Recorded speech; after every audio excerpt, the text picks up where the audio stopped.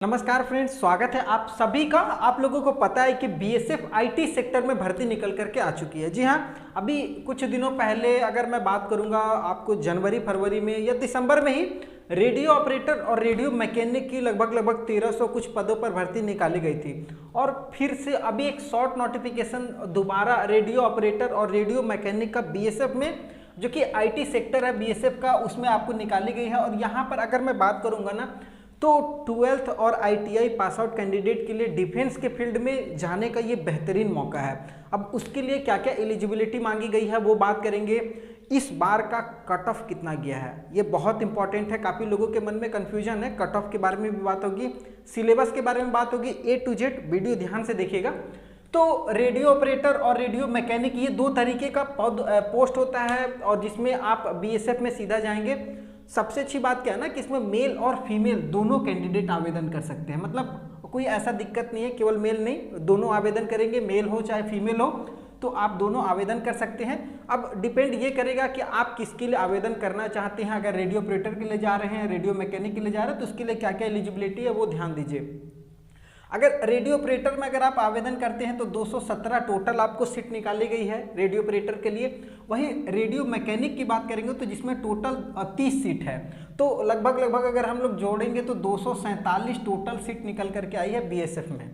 ठीक है, अब बात करेंगे फॉर्म चालू कब से हो रहा है। तो ये शॉर्ट नोटिफिकेशन आपको बहुत कम वेबसाइट पे या बहुत कम जगहों पे देखने को मिलेगा, क्योंकि मैं आपको सबसे पहले ये नोटिफिकेशन के बारे में जानकारी दे रहा हूँ। तो चैनल को सब्सक्राइब जरूर कर लीजिएगा।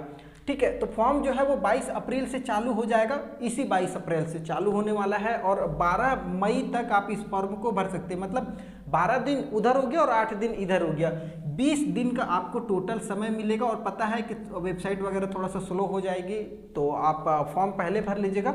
फॉर्म फी बहुत बढ़िया है, 100 रुपये है। 100 रुपये जेनविन चार्ज होता है और शायद लड़कियों का तो आपको फॉर्म फी 0 रुपये है, लगेगा ही नहीं, तो आप फॉर्म जरूर भर लीजिएगा।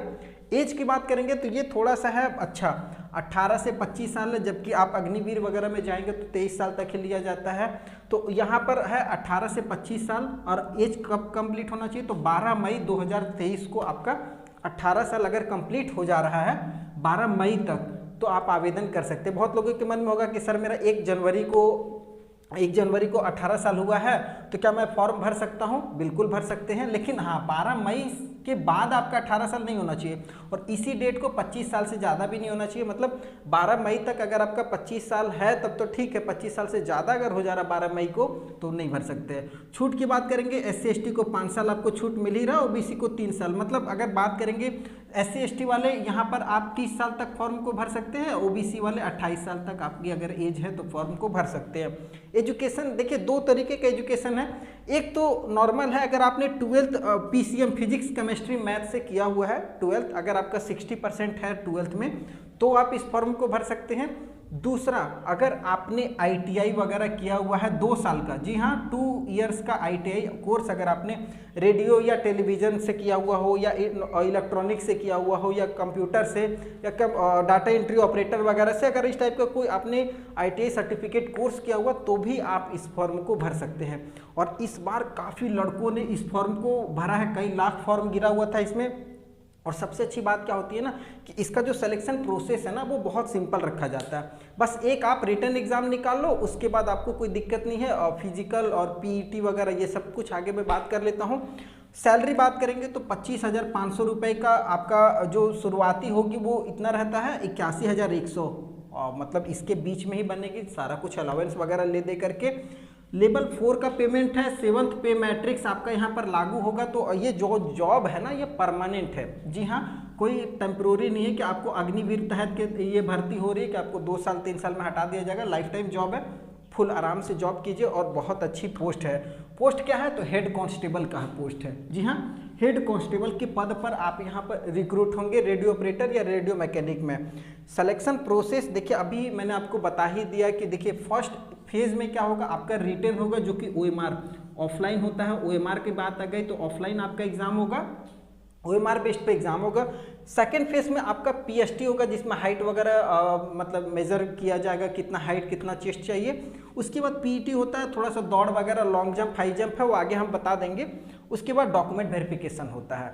डॉक्यूमेंट वगैरह सब कुछ होने के बाद फिर आपका थर्ड फेज में डिटेल मेडिकल होता है। शॉर्ट मेडिकल नहीं होगा, डिटेल फुल और डिटेल मेडिकल होगा। हाँ, एक चीज़ ध्यान दीजिएगा, अगर आप फर्स्ट फेज की तैयारी कर रहे हैं तो आपको यहाँ पर सिलेबस ध्यान देना है। जैसे मैं रेडियो ऑपरेटर की अगर मैं बात करूँगा तो रेडियो ऑपरेटर में देखिए, चाहे रेडियो ऑपरेटर हो चाहे रेडियो मैकेनिक हो, 200 नंबर का दोनों का कॉमन पेपर होगा। जी हाँ, 200 नंबर का दोनों का कॉमन पेपर होगा, जिसमें अगर मैं बात करूँगा फिजिक्स से आपका 40 क्वेश्चन देखने को मिलेगा। फिजिक्स से 40 क्वेश्चन है, केमिस्ट्री से 20 क्वेश्चन है, मैथ से 20 क्वेश्चन है, इंग्लिश और जीके से आपका 20 प्रश्न देखने को मिलेगा। तो टोटल आपको 100 क्वेश्चन देखने को मिल जाएगा। ये रेडियो ऑपरेटर रेडियो मैकेनिक दोनों के लिए ये सेम पेपर होने वाला है। और हाँ, अगर रेडियो ऑपरेटर की बात करेंगे तो इनको 50 नंबर का अलग से डिक्टेशन भी देना पड़ेगा। डिक्टेशन मतलब होता है जैसे आपको इंग्लिश राइटिंग वगैरह हो जाएगा, कोई पैराग्राफ आपको दिया जाएगा लिखने वगैरह, या बोला जाएगा आपको उसको लिखना पड़ेगा, या फिर हो सकता है कि आपको पढ़ने दे दिया जाए इंग्लिश का कोई पैराग्राफ, उसको पढ़िए। और ये सब सारी चीज़ें आपका यहाँ पर अलग से 50 नंबर का होगा, ये आपको क्वालिफाई करना होता है। गलत वगैरह कीजिएगा तो उसमें भी नेगेटिव मार्किंग है। लेकिन हाँ, पहले 200 नंबर वाले में समझ लीजिए, 200 नंबर आपका दोनों का कॉमन होगा, रेडियो ऑपरेटर और रेडियो मैकेनिक, यही आपका पेपर रहेगा। अगर मान लीजिए फिजिक्स में आपका 40 क्वेश्चन है तो हर क्वेश्चन 2-2 नंबर का है तो 80 नंबर का आपका हो गया। उसी तरीके से केमिस्ट्री में 20 क्वेश्चन है तो 40 नंबर का हो गया। मैथ में 20 क्वेश्चन है तो ये भी 40 नंबर का। इंग्लिश और जीके दोनों को मिला करके 20 प्रश्न रहेगा तो ये भी 40 नंबर का, मतलब टोटल 200 नंबर का एग्जाम होगा। 2 घंटे का समय आपको दिया जाएगा।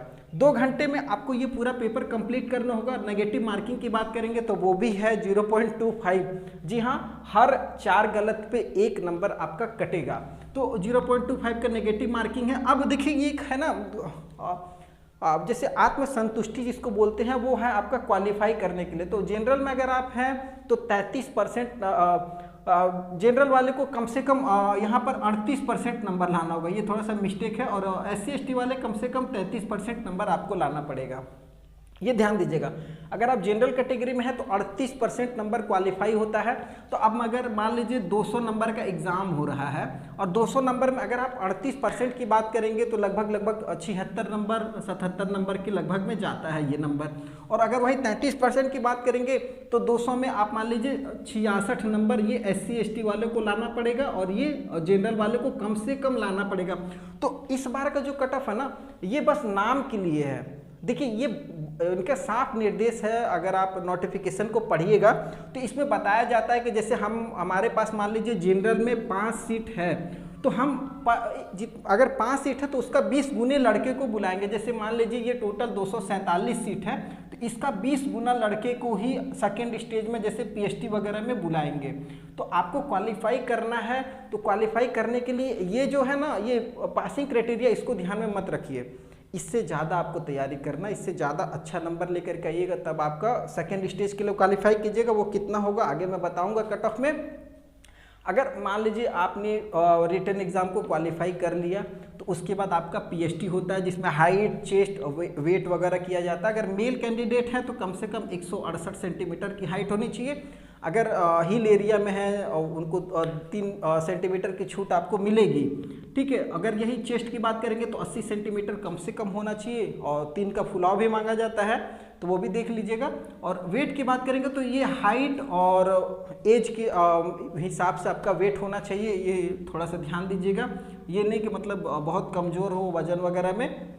लड़कियों की बात करेंगे तो 157 सेंटीमीटर आपके लिए हाइट रखा गया है, तो ये आपको कम से कम इतना क्वालिफाई करना होगा। अगर हाइट, चेस्ट वगैरह इतना है तब ही इस फॉर्म को भरिए, वरना मान लीजिए फॉर्म भरते हैं हाइट वगैरह नहीं है तो फिर पैसा भी बर्बाद होगा, समय भी बर्बाद होगा। इससे अच्छा आप किसी दूसरे पोस्ट के लिए आवेदन कीजिए। अगर PhD भी आपका ओके है तो PET में देखिए थोड़ा सा दौड़ वगैरह है, ये ध्यान दीजिएगा। लड़कों के लिए जो है 1.6 किलोमीटर की दौड़ है, 6 मिनट 5 सेकेंड का समय दिया जाएगा। बहुत टफ दौड़ है, सीधी सी बात है, टफ है दौड़। लड़कियों के लिए 800 मीटर की दौड़ है, 4 मिनट आपको समय दिया जा रहा है। अगर लॉन्ग जंप की बात करेंगे तो लड़कों के लिए 11 फीट का लॉन्ग जंप है, 3 चांस में आपको कंप्लीट कर लेना। मान लीजिए पहले चांस में नहीं हुआ, दूसरे चांस में कीजिए, दूसरा में नहीं हुआ, तीसरा में आपको कर लेना है 11 फीट लॉन्ग जंप, ठीक है। लड़कियों के लिए 9 फीट का लॉन्ग जंप है, इनको भी 3 चांस मिलेगा।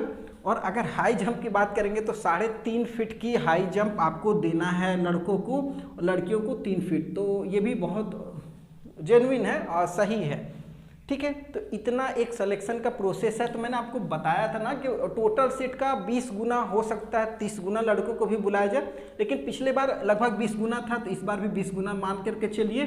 तो अगर मैं बात करूंगा प्रीवियस ईयर कट ऑफ की, प्रीवियस ईयर के अभी कुछ दिन पहले ही इसका रिजल्ट आया है।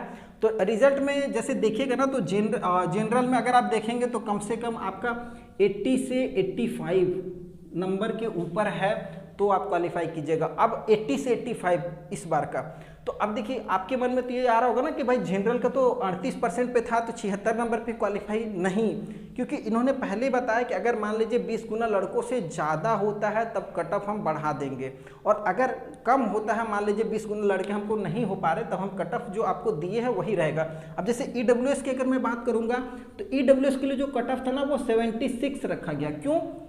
क्योंकि इनके पास टोटल सीट का मान लीजिए 10 सीट था EWS के लिए, और इसका 20 गुना लड़कों को बुलाना था उनको, तो टोटल लड़के ही नहीं हो पा रहे थे कि भाई उनको बुला पाए। तो इसलिए ये जो कट ऑफ दिया था ना 38%, इसी को फाइनल कट ऑफ बना करके बुला लिया गया है उनको। अब इसमें से छांटा जाएगा। उसी तरीके से SC/ST वालों को जैसे 33% पे था, तो मान लीजिए 66 नंबर उनको दिया गया था। तो इस तरीके से अगर बात करेंगे तो अगर आप सेफ में चलना चाहते हैं तो हमारे हिसाब से 200 में कम से कम 90 से 95 को ऊपर रखिए, क्योंकि SSC GD का कारनामा सब देख चुके हैं।